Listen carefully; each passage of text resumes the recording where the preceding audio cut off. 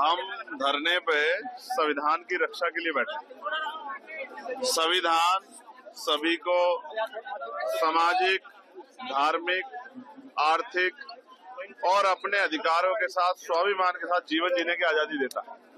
जिस तरह से उत्तराखंड को एक प्रयोगशाला बना के लगातार कमजोर वर्गों के खिलाफ यहाँ से कभी धर्म संसद के जरिए, कभी हिंसा करा के, कभी जातिगत धार्मिक उन्माद करा के जिस तरह का लगातार प्रयास हो रहा है, हम लोगों ने तय किया है कि हर कमजोर की लड़ाई लड़ना हमारी जिम्मेदारी है।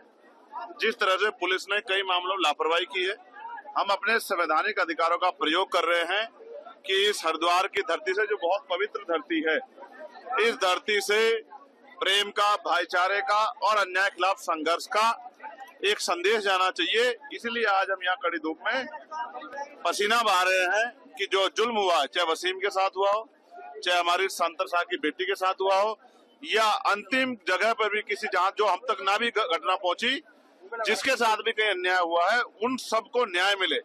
और उत्तराखंड, जिसको देवभूमि कहा जाता है, जो पवित्र जगह है, अगर वहां पे भी नफरत की चोटियां ऊंची हो जाएगी तो हम, क्योंकि मैं तो यहाँ का रहने वाला हूँ, मेरा तो ये घर है, मेरा तो ये जिला है, मेरा तो ये प्रदेश है, तो मेरी सबसे पहले जिम्मेदारी बैठती है कि मैं अपनी जिम्मेदारी को अदा करूं।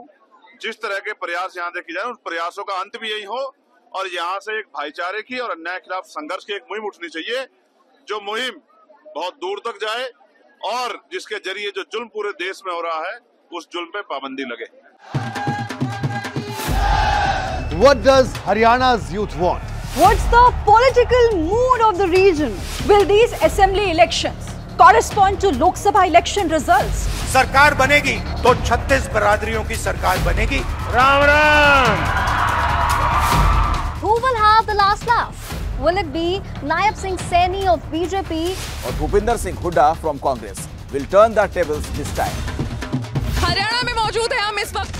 Get to know the ground reality of the Haryana elections 2024 with real-time updates in your language and your preferred platform. Only on ABP Live Election Center. Sahi information, har election.